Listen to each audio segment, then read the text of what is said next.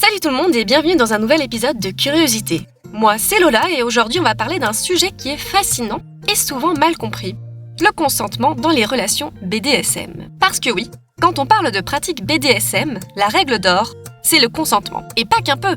Si t'as déjà entendu parler des clichés du genre « le BDSM c'est violent »,« les soumis et les soumises n'ont pas leur mot à dire » ou encore « les dominants et dominantes font ce qu'ils veulent », eh bien, spoiler, c'est totalement faux.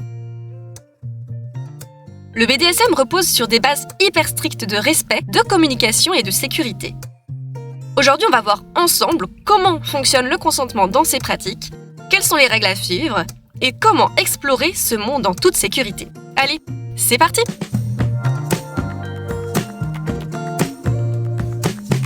Curiosité par Sexy Avenue. Petit rappel rapide avant d'entrer dans le vif du sujet. Le BDSM, c'est un acronyme qui regroupe plusieurs pratiques. Bondage et discipline, domination et soumission, sadisme et masochisme.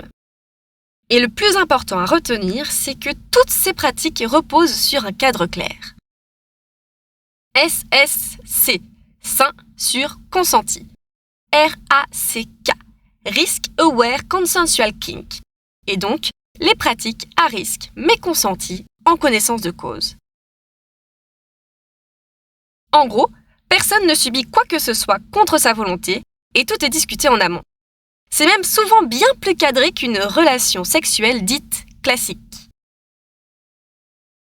Contrairement à ce que certains et certaines peuvent penser, dire oui une fois ne suffit pas. Le consentement, c'est un processus qui est continu. Et voici les éléments qui sont essentiels. Tout d'abord, la communication avant la session. On discute de ce que chacun et chacune aime, de ses limites, de ses envies et de ce qui est totalement interdit, les hard limits. Il y a aussi le safe word, qui est le mot de sécurité. Si à un moment donné, la scène devient un petit peu trop intense, il y a un mot prédéfini qui permet d'arrêter tout ça immédiatement. Certains utilisent le système de feu tricolore, avec le vert, tout va bien, on continue, le orange, attention, c'est un petit peu trop, il va falloir commencer à ralentir, et le rouge, on stoppe tout de suite. Il faut aussi savoir que le consentement, il peut être retiré à tout moment. Ce n'est pas parce qu'on a accepté une pratique au début qu'on ne peut pas changer d'avis en cours de route. L'idée, c'est de garantir que les deux partenaires soient toujours dans une zone de confort, même si on explore des pratiques intenses. Je pense aussi que l'aftercare est une étape essentielle après une relation BDSM. Parce qu'une scène intense peut avoir un impact physique et émotionnel.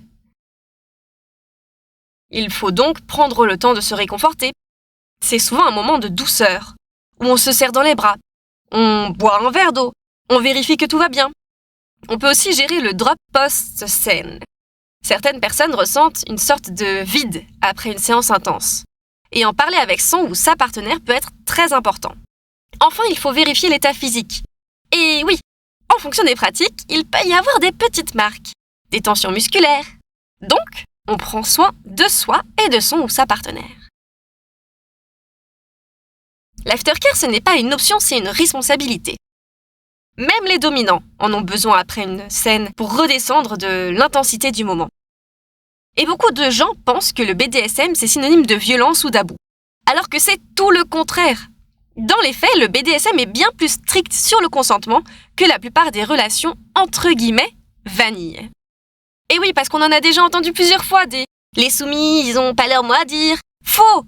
Il et elle ont même le dernier mot. Ou alors « le BDSM, c'est dangereux ». Eh ben non, pas si c'est pratiqué de manière informée et sécurisée. Ou encore « c'est juste une excuse pour faire mal ». Non, c'est un échange de confiance et de plaisir partagé. Et si tu veux explorer ce monde, renseigne-toi bien, parle avec des personnes expérimentées et surtout, prends ton temps. Le BDSM, c'est avant tout une question de respect et de communication. Sans consentement, ce n'est pas du BDSM, c'est de la violence. Alors que tu sois curieux ou curieuse ou déjà initié, souviens-toi que la clé d'une bonne expérience, c'est d'en parler, de poser ses limites et d'être à l'écoute de l'autre. Et toi, est-ce que tu as déjà exploré cet univers ou est-ce que tu as encore des questions ? Viens en parler avec moi en commentaire ou par message. Merci d'avoir écouté cet épisode de Curiosité et n'oublie pas, Pas de pression, juste du plaisir.